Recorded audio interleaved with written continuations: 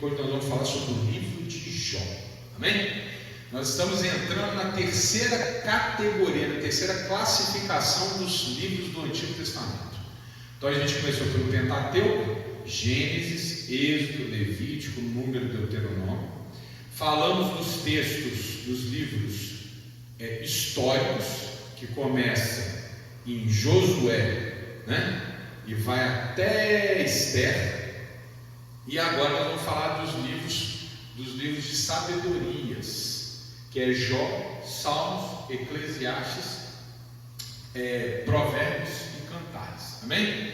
Vou dedicar um culto só para falar sobre Jó, e os outros a gente vai tentar fazer em bloco. Amém? Porque eu acho que é um livro que vale a pena. É um livro que às vezes um cristão lê e fica, não estou entendendo muito bem. Amém? Então nós vamos ter a oportunidade. Obviamente, irmão, não precisamos aqui explicar que quando a gente faz uma leitura do texto bíblico, a gente faz sob o olhar da nossa doutrina. Amém? Mas eu quero aqui deixar com muita clareza, que eu vou deixar a doutrina para o final. Amém? Primeiro é uma análise bem do livro mesmo, depois a gente fala da nossa doutrina para a glória e honra do nosso Deus amado. Vamos lá imediatamente então para o livro de Jó, bem no meio da Bíblia. Jó, antes de Salmos. Pode deixar aí no primeiro capítulo, vou deixar na capa dele. Amém? Vou deixar bem no iniciozinho. Jó. Esse é um livro que a gente precisa ler com muito cuidado, muita atenção. Amém? Como todos da Bíblia, né? Mas é um livro que vale a pena ler do início ao fim, porque ele é um todo aula. Livro de Jó. Outros irmãos vão achando e contextualizando. Amém? Esse livro, ele é singular, ou seja, ele é único por alguns fatores. Primeiro, nós não sabemos qual é o povo de Jó. Sabemos que não era hebreu. Qual é o povo de Jó? Nós não sabemos. Nós não sabemos qual é o idioma que ele falava, qual era a língua que ele falava. Nós não sabemos. Nós sabemos que ele é de uma terra distante chamada Uz. E essa terra, ela pode ter relação com um filho de Milca e Naor, né? Parentes de Abraão, porque um dos filhos de Milca e Naor tinha o nome Uz. E nós sabemos que o nome das pessoas muitas vezes deu origem a tribos que viraram comunidades, muitas vezes nações, não é isso? O próprio Israel, né? Que vem do nome de Jacó, virou Israel pelo povo. Midian, né? Então, Edom, né, que no caso não é bem o nome do originador, mas no caso os Amonitas, que vem de Amon, Moabitas, que vem de Moab. Então, é bem possível, não podemos afirmar, porque a Bíblia não deixa isso claro, mas é possível que ele vivesse na terra da genealogia de Abraão, mas porém por um ramo diferente de Isaac. Amém? E nós também não sabemos que época que ele viveu. Quando que esse livro foi escrito? Que época ele está ambientado? Não sabemos. Então é um livro que é um tanto quanto misterioso. Jó existiu? Essa é uma pergunta que muita gente faz. É um livro histórico? Aqui que a classificação ela faz a diferença. Amém? Então presta atenção. Esses cultos de estudo bíblico, vamos colocar assim, dessa série especificamente, ela vem ajudar nesse momento. Irmão, presta atenção. Quando eu leio o Êxodo e fala assim, Moisés nasceu, ele foi colocado numa cesta, ele foi criado pela mulher de Faraó, e ele saiu do Egito, foi para a terra. Aqui eu estou contando uma história. Então essa história é uma história. Então esses fatos aconteceram, é uma narração de fatos que aconteceram. Quando a gente fala, por exemplo, lá em Samuel, da história de Saul, fatos que aconteceram. Quando a gente fala, né, de Esther, fatos que aconteceram. Juízes, Sansão, etc. Fatos que aconteceram. Agora, quando a gente está num livro de sabedoria, poesia, Irmão, a gente precisa muitas vezes dar uma resfriada no seu aspecto histórico para concentrar na mensagem. Por exemplo, vou dar um exemplo. Você já viu que tem salmo que fala que Deus cavalga sobre as nuvens? Alguém imagina que Deus criou um cavalo e ele está em cima do cavalo cavalgando? Não. Ou quando ele fala que o mundo é um estrado sobre os seus pés, é porque Deus está com o pé apoiado em cima do mundo? Não é. Isso é o que? Poesia. Amém? Então existe a famosa licença poética. A poesia ela pode lidar com imagens fictícias para transmitir uma mensagem. Amém? Oh, meu corpo dói como se 1000 homens, 1000 flechas me acertassem. Porque realmente ele está doendo como se 1000 flechas tivessem acertado. Não, ele está por uma hiper, né, irmão? Ele está mostrando que a dor dele é tão grande como se ele tivesse sido atingido por 1000 flechas. Isso não aconteceu. Amém? Então quando a gente lê Jó, Salmos, a gente tem que ter esse cuidado, que nós não estamos lendo história, nós estamos lendo poesia. Amém? Nós estamos lendo sabedoria, diferente. Eu não duvido que o mar se abriu e que Moisés passou por terra seca e o povo abriu, não, porque ali estava relatando história. Mas quando, por exemplo, lá em Salmos, fala que Deus, o Senhor é o meu pastor e nada me faltará. Uma imagem, um pastor, não é que Deus tem um cajado e fica andando, não, uma imagem, ele é como se, amém? Então a gente tem que ter muito esse cuidado. O que nós sabemos é que Jó pode ter existido ou pode não ter existido. Isso não faz diferença nenhuma. Tem teólogo que defende que ele existiu, tem teólogo que defende que ele não existiu. Faz diferença? Nenhuma.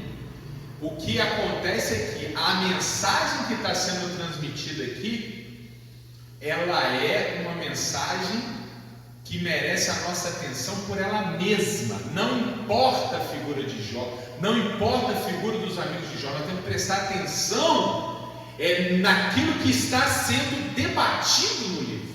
É por isso que esse livro é diferente. É por isso que esse livro não tem preocupação em ambientar, em dizer no contexto tal, Jó era filho de tal. Olha, não tem genealogia, Jó não tem genealogia. A Bíblia não está sempre preocupada em mostrar genealogia, para mostrar de onde vem a pessoa. Jó não tem genealogia.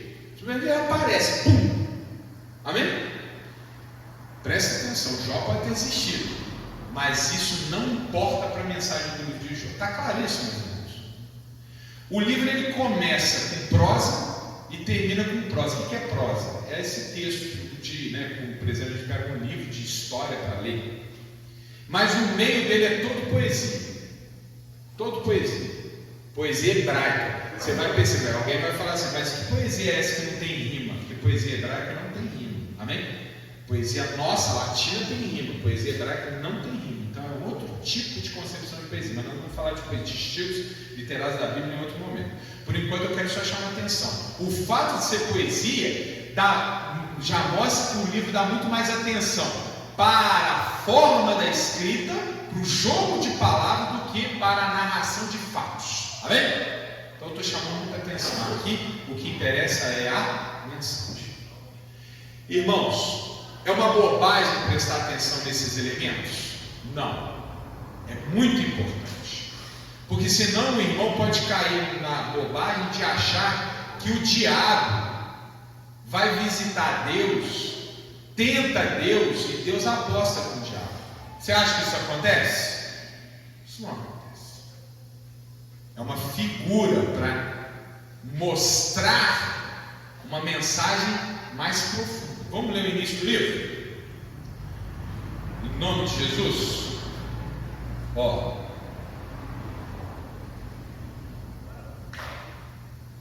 Aqui vamos começar no versículo, capítulo 1, versículo 6. Podemos começar no 6. E vindo um dia em que os filhos de Deus vieram apresentar-se perante o Senhor, veio também Satanás entre eles. Estão vendo aqui? O que significa a palavra Satanás? Satanás significa o acusador. É uma expressão jurídica. É aquele que acusa. Amém? Então o Senhor disse a Satanás: de onde vens? E Satanás respondeu ao Senhor e disse: de rodear a terra e passear por ela. Isso aqui é importante, meu irmão. Passear, aqui na palavra hebraica, é a mesma que rondar. Rondar é aquela expressão que se usa de um policial que está tomando conta. Se o diabo está rondando a terra, traz uma informação, amém? Traz uma informação de que o Satanás, ele o quê? É dono, ou exerce poder. Irmão, da onde que vem o poder de Satanás? Quando Adão comeu o fruto proibido, obedecendo a serpente em desobediência a Deus. Era para Adão governar o mundo e a humanidade, mas a humanidade entrega o governo do mundo para Satanás. No caso, Satanás, diabo. Aqui, Satanás como acusador. Amém? Tanto é que está errado, está em S maiúsculo. O certo era S minúsculo, porque não está falando do nome próprio, está falando de uma função. Acabou que a função se tornou um dos nomes do diabo, mas no contexto ele está exercendo, é como se eu botasse aqui promotor. Isso que ele está fazendo, ele está exercendo o papel de promotor. Ora, para amarrar, o diabo era dono da terra, até Jesus chegar e destronar o diabo. É isso que aconteceu na cruz. Jesus Cristo arrancou o cetro roubado de Satanás, tirou dele a autoridade, tirou dele aquela insígnia de governante da terra, a coroa roubada, ele tirou. E Jesus agora está sentado no trono de glória governando aqueles que creem, amém? Até no campo de batalha. O diabo foi destronado, mas infelizmente ainda jaz no maligno que está lá fora. Então, embora o diabo não tenha autoridade legal, existem aqueles que seguem a rebelião de Satanás. O rei legítimo é Jesus, mas naquela época Jesus não tinha vindo. Nós estamos entre Adão e Jesus. Naquela época, quem governava o mundo? Satanás. E ele estava rondando a terra, ele estava tomando conta da terra, e ele ficou incomodado. Incomodado com quem? Ao ver que nessa terra existem pessoas justas, íntegras, que obedecem a Deus, que estão ponto fora da curva do seu reinado. Então ele vai perante Deus reclamar. Fala: Deus, você está botando o pé na minha janta. Já ouviram essa expressão? Você está se metendo no meu domínio. Porque lá na terra é para todo mundo ser pecador, todo mundo me obedecer, ser ladrão, bandido. Mas tem lá um homem que insiste em ter temor ao Senhor. Está vendo como é que ele é acusador? Ele está pleiteando o direito dele, a terra é minha. Então uma pessoa lá que não devia estar, e o Senhor está protegendo esse cara. Eu não consigo chegar nele, eu não consigo atingir ele. Deus, o Senhor está errado. Estão entendendo? Estão entendendo por que Deus debate com Satanás? Deus não está apostando com Satanás com a vida de Jó, não. Ele está respondendo a uma acusação. Está claro, irmão? Se você não entende isso, muita gente lá fora fala: Deus apostou com o diabo. Misericórdia. Nunca foi isso. Vamos ler então o texto? Deixa o texto falar. 7 de novo. Então o Senhor disse a Satanás: de onde vens? E Satanás respondeu ao Senhor e disse: de rodear a terra e passear por ela. E disse o Senhor a Satanás: observaste tu meu servo Jó? Porque ninguém há na terra semelhante a ele, homem sincero e reto e temente a Deus, e desviando-se do mal. Olha só, desviando-se do teu reinado. Então respondeu Satanás ao Senhor e disse: porventura teme Jó a Deus debalde? Ou seja, à toa? Porventura não cercaste tu de bens a ele e a sua casa e a tudo quanto tem? A obra de tuas mãos abençoaste, e o seu gado está aumentando na terra. Mas estende a tua mão e toca-lhe em tudo quanto tens, e verás se se não blasfema de ti na tua face. Entenderam o que o diabo está falando? Ele está falando, Senhor, esse homem é bom porque o Senhor abençoa, ele, o Senhor protege ele, o Senhor não deixa eu tocar nele. Agora, tira a tua proteção dele. Vamos ver se ele continua temendo o Senhor. Deixa eu fazer das minhas com ele. E vamos ver se ele continua fiel. Está vendo, meu irmão? É esse o enredo da conversa. Não é Deus batendo papo com o diabo. Tem um significado profundo. Irmão, o que a gente abstrai daqui? Quem Deus protege, o diabo não toca. Amém? E o diabo está querendo tirar essa proteção. 12. E disse o Senhor a Satanás: eis que tudo quanto tens está na tua mão, somente contra ele não estenda a tua mão. E Satanás saiu da presença do Senhor. Então Deus fala para ele, fala, então vamos fazer o seguinte, estou tirando a proteção de Jó. Você só não pode tirar a vida dele. Vamos ver o que acontece. Deus, presta atenção, Deus tira a proteção. Meu irmão, preciso ler, você já sabe a história, né? Acontece um monte de desgraça na vida dele. Os filhos morrem, misericórdia. O gado dele morre, os servos dele são atacados e morrem, e ele fica sem nada. Daqui a pouco começa a própria pele dele a coçar, provavelmente leucemia, lepra, alguma coisa, porque ele fala que só a gengiva dele está doendo, que ele coçava o corpo com telhas. Você sabe essa história, né? Meu irmão, aqui está o contraste: proteção de Deus, quando Deus tira a proteção, obra de Deus e obra de Satanás. Está entendendo mesmo o que está sendo falado aqui?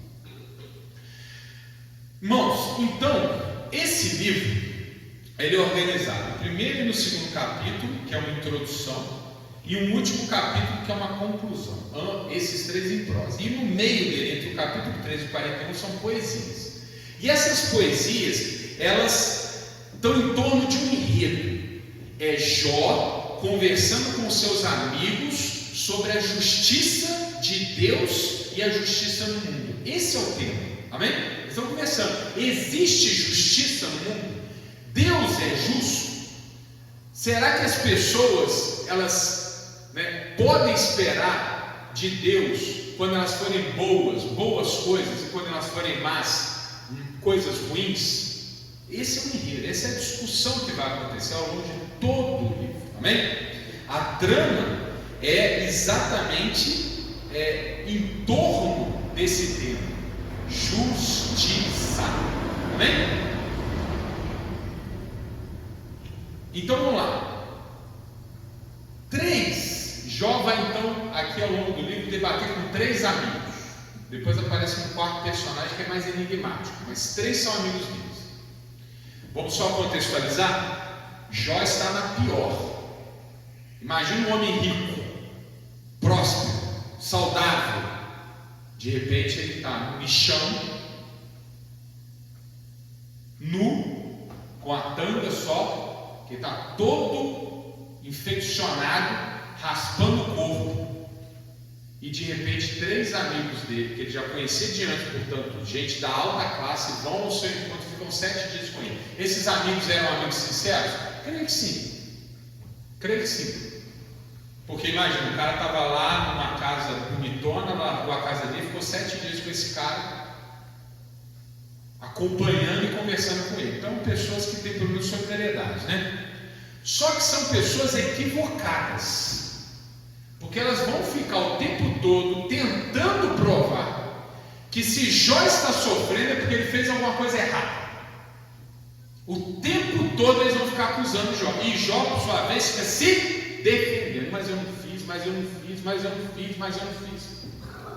Jó, na maior parte do tempo, é temente a Deus, mas a dor dele é tão grande que às vezes ele dá uma vacilada, às vezes ele dá uma questionada em Deus. Mas não é um homem, sabe, mau, é um homem que está enfrentando uma luta. Meu irmão, você também vai questionar Deus em algum momento da sua vida. Não julga Jó, amém? Ele está passando uma luta, e todo mundo está dizendo com ele: para ele, você é injusto, você é injusto, você é injusto. Meu irmão, minha irmã, Jó fez alguma coisa para merecer isso?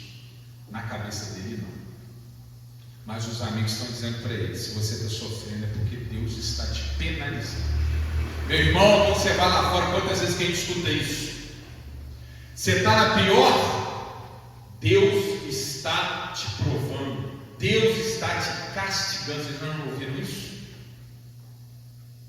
Esse livro é para te provar que não é isso. Porque quando a gente faz isso, acontece o que aconteceu com Jó. Jó, que era um homem temente, começa a duvidar. Ele fala: peraí, se Deus machuca o injusto e eu não fiz nada para merecer, a justiça de Deus não é justa. Deus é injusto. Olha a implicação, meu irmão. Estão entendendo o que eu estou falando? Uma doutrina equivocada. A pessoa está ali orando, se consagra, Jó, fazer sacrifício até para os filhos. E de repente ele está passando essa luta e os amigos estão falando: você que é o culpado, você que é o culpado, você que é o culpado.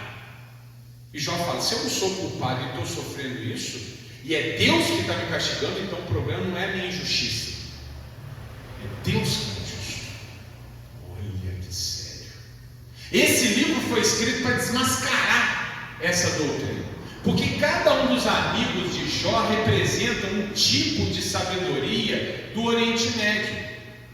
Esses aqui não são personagens necessariamente reais, eles são o quê? Representações de sabedorias do Oriente Médio, que atribuíam a Deus esse papel de inquisitor, ou seja, aquele que faz mal para os injustos. Entenderam o que eu estou falando? O primeiro amigo dele é Elifaz. Elifaz, o temanita, é identificado com a região de Temã, que Jeremias capítulo 49, 7, versículo 7, diz que é uma região de sábios. Vou ler aqui rapidinho, não precisa ir lá não. Jeremias 49, 7. Contra Edom, assim diz o Senhor dos Exércitos: acaso não há mais sabedoria em Temã? Acaso não há mais sabedoria em Temã? Então ele está dizendo o quê? Que Temã é um lugar de sábios, né? Ele está questionando: será que não tem mais sabedoria naquele lugar onde havia tanta sabedoria? Então esse cara aqui, esse Elifaz, ele é representante de um sábio.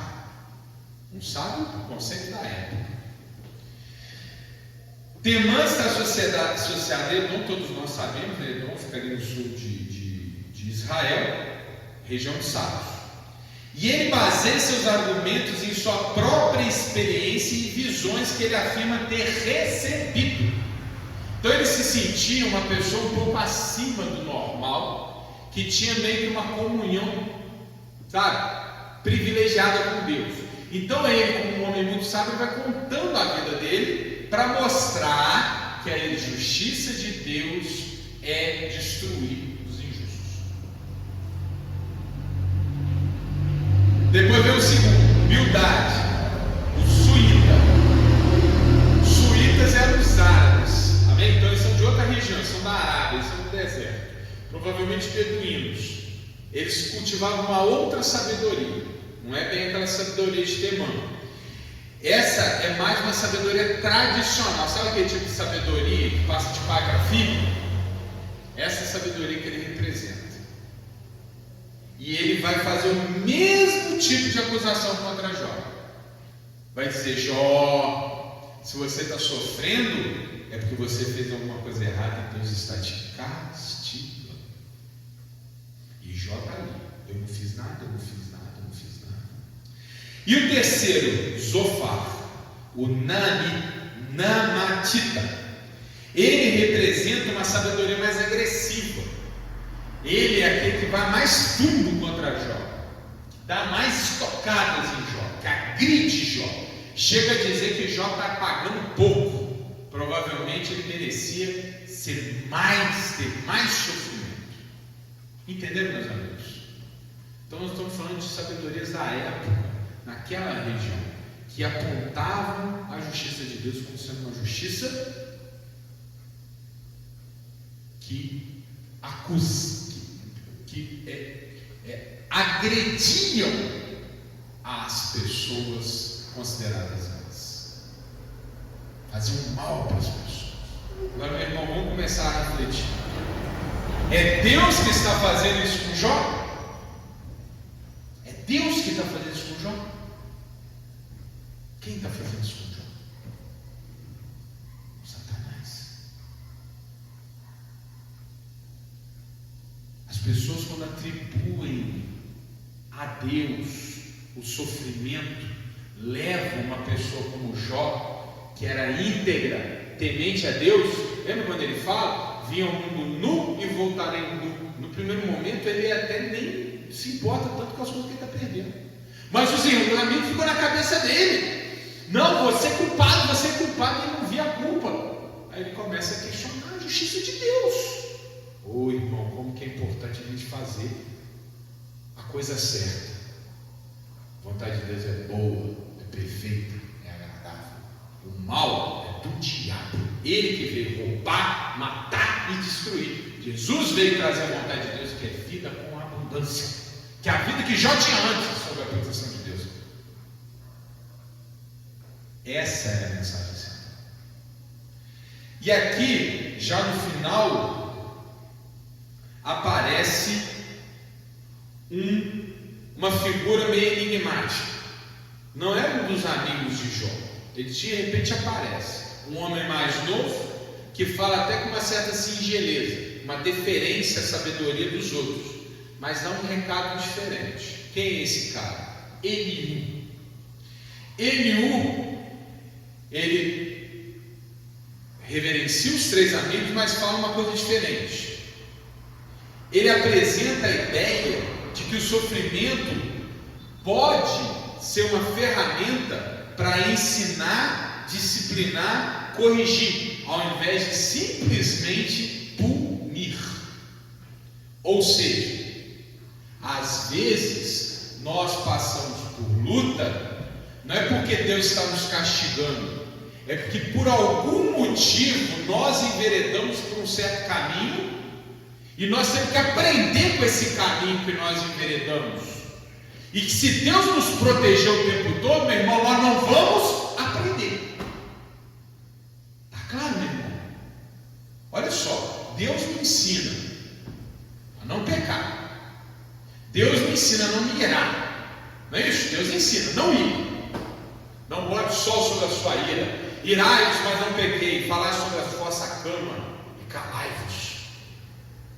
E aí eu estou no trânsito, um cara me fecha, e eu esqueço da palavra de Deus, começa a xingar o sujeito para o carro, sai do carro e me agride. Aí, se eu for na sabedoria desses homens aqui, eu vou dizer, Deus me castigou. Não é isso? Foi Deus que me castigou mesmo? Ou foram meus atos que me levaram a um caminho que me cobrou um preço? Lembra quando o diabo levou Jesus para o pináculo do templo e falou, pula daqui, porque está escrito que os seus anjos darão ordens a teu respeito e vai te guardar, não é isso? Eles segurarão pelas mãos e não vão deixar você se puxar no chão. Qual foi a resposta de Jesus? Não tentarás o Senhor seu Deus. Se eu sei que é errado, eu não faço, porque se eu fizer tem consequência. Eu sou responsável pelos meus atos. Então, se Deus protege o crente o tempo todo, como é que o crente vai aprender? Como o crente vai aprender o que é certo, o que é errado, o que é bom, o que é mal? Como o crente vai aprender de fato a não irar no trânsito? Ô meu irmão, se a gente escuta a palavra e aprende na palavra, a gente poupa uma marca na nossa pele. Agora, às vezes tem irmão que aprende na palavra, tem irmão que quer testar se a palavra está certa. E aí Deus de fato deixa a gente fazer isso. Não olhe para outra mulher na rua, meu irmão. Porque a palavra diz, se olhar, se o seu olho te fizer pecar, arranca o olho. É melhor entrar no céu sem o olho do que para o inferno com os dois. Mas o irmão resolve testar. Está passando na rua, passa a moça bonita, ele dá aquela olhada, a esposa está ali na frente, destruiu o casamento. Não é? Aí esse homem vai dizer assim, Deus não me protege. Deus é responsável por você ter feito o que você fez? Nessa hora Deus não te protegeu. Ele vai deixar você fazer a sua experiência. Aí o crente pode orar, pedir perdão, se arrepender, o Espírito Santo vem, apaga aquela chama de contenda do coração da esposa, e o casal se reatuma. Esse homem não vai olhar mais para a mulher. Amém? É assim que Deus age. Eliú dá um passo para flexibilizar esse conceito equivocado dos amigos de Jó. Mas, meu irmão, ainda assim, Jó continua orando, continua pedindo e perguntando para Deus. E aí Deus, na sua infinita bondade, faz o quê? Se apresenta. Deus não manda intermediário, Ele fala com Jó. E Ele fala com Jó como? São os capítulos finais do livro de Jó. Vocês lembram? Vocês já leram essa parte? Que maravilhoso! Que aula! Deus chega para Jó e só faz pergunta para Jó. Você sabe como que a terra é alicerçada? Você sabe como que os mares surgiram? Você sabe como que eu controlo a maré? Você sabe como é que eu faço aquele animal ter cria ou aquele outro animal poder caçar? Você sabe? Ele fica perguntando para Jó. Você sabe? Você sabe? Você sabe? Você sabe? Você sabe? O que Jó faz? Não, Senhor, eu não sei nada. Eu não sei nada.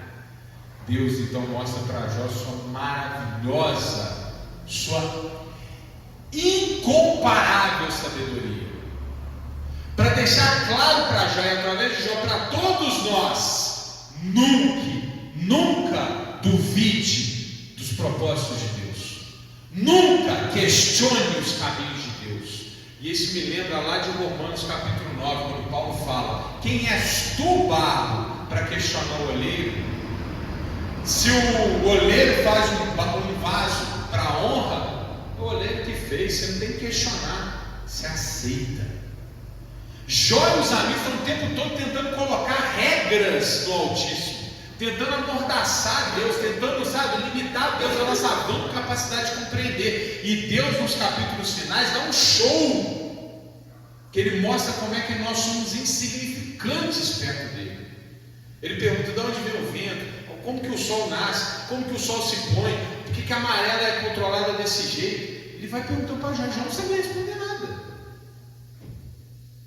porque a infinita sabedoria de Deus é incomparável à finita ignorância do homem, do tipo: não me questione. Amém? Então Deus não responde para Jó a grande pergunta do livro: por que existe sofrimento no mundo? Porque Deus não tem que responder. Nós conseguimos extrair essa informação quando lemos o livro. Sabe, é que eu vou falar da doutrina, amém, irmão? Vai ter gente que não vai concordar com o que eu vou falar. Essa é a nossa doutrina. Deus só faz o bem. Tudo que é mal é de Satanás. Ele faz a doença, Ele faz a miséria, Ele faz a tristeza, Ele faz o sofrimento. Deus corrige, Deus estende a sua mão e protege, Deus guarda, Deus age em favor, nunca contra. Se nós lermos os 2 primeiros capítulos, aliás, o primeiro capítulo do livro, a resposta sempre esteve. Satanás, que governava o mundo, incomodado com a prosperidade de Jó, questiona a Deus se Jó seria tão fiel se ele não fosse tão protegido. E Deus então tira sua mão para nós vermos o que acontece quando Deus nos está protegendo. Jó não precisou fazer nada, Deus tirou a proteção.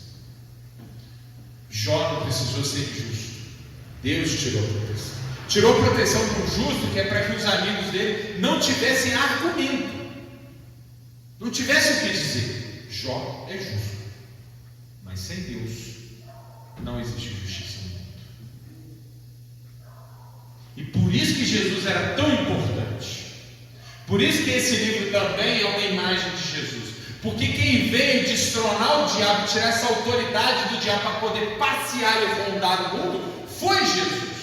E agora nós, como o Eliú está nos ensinando, nós temos dois caminhos para seguir.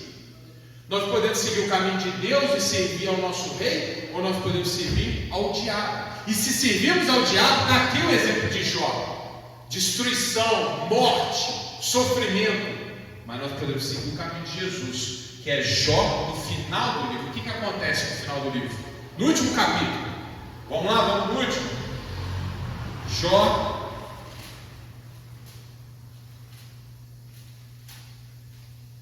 capítulo 42. Então respondeu Jó ao Senhor e disse: bem sei eu que tu podes, e nenhum dos teus pensamentos pode ser impedido. Quem é aquele, dizes tu, que tem conhecimento e encobre o conselho? Por isso falei do que não entendi. Olha a humildade de Jó. Coisa que para mim eram maravilhosíssimas e que eu não compreendia. Escuta-me, pois, e eu falarei. Eu te perguntarei e tu ensina-me. Com o ouvir dos meus ouvidos ouvi, mas agora te veem os meus olhos. Por isso me abomino e me arrependo no pó e na cinza. Amém? Então ele se colocou na posição. Falou: Deus, eu nunca mais vou questionar o Senhor. Eu nunca mais vou ouvir esses meus amigos. Eu não vou deixar nada abalar minha fé. Eu sei que se eu estiver na tua mão, tudo vai dar certo. E aí o que acontece? Vamos lá para o versículo 10. O Senhor virou o cativeiro de Jó quando orava pelos seus amigos, e o Senhor acrescentou a Jó outro tanto em dobro, e tudo quanto dantes possuía. Então vieram a ele todos os seus irmãos e todas as suas irmãs, e todos quantos dantes o conheceram, e comeram com ele pão em sua casa, e se condoeram dele, e o consolaram de todo o mal que o Senhor lhe havia enviado. E cada um deles lhe deu uma peça de dinheiro, e cada um pendente de ouro. E assim abençoou o Senhor o último estado de Jó, mais do que o primeiro, porque teve 14.000 ovelhas e 6.000 camelos, e 1.000 juntas de boi e 1.000 jumentas. Também teve 7 filhos e 3 filhos, e aí vai. Amém? E as filhas eram lindas e tudo mais. Ou seja, quando Deus voltou a colocar a mão dele sobre Jó, tudo voltou melhor do que antes. Amém? Essa é a mensagem. Não se engane, não escuta a sabedoria do mundo, não escuta as nossas filosofias, não escuta, aliás, não escuta nem internet. Se nós estamos num ministério, nós temos que seguir o ministério. É aqui que a gente congrega, é aqui que a palavra de Deus toca no nosso coração. Às vezes tem alguma interpretação que vai desviar a tua atenção. Os amigos de Jó desviaram a atenção de Jó. Jó estava fiel, Jó estava segurando o rojão. Os amigos vieram com muita boa vontade, quero acrescentar, mas falaram bobagem. E quando Jó percebe a grandeza de Deus, Deus vai lá e restitui.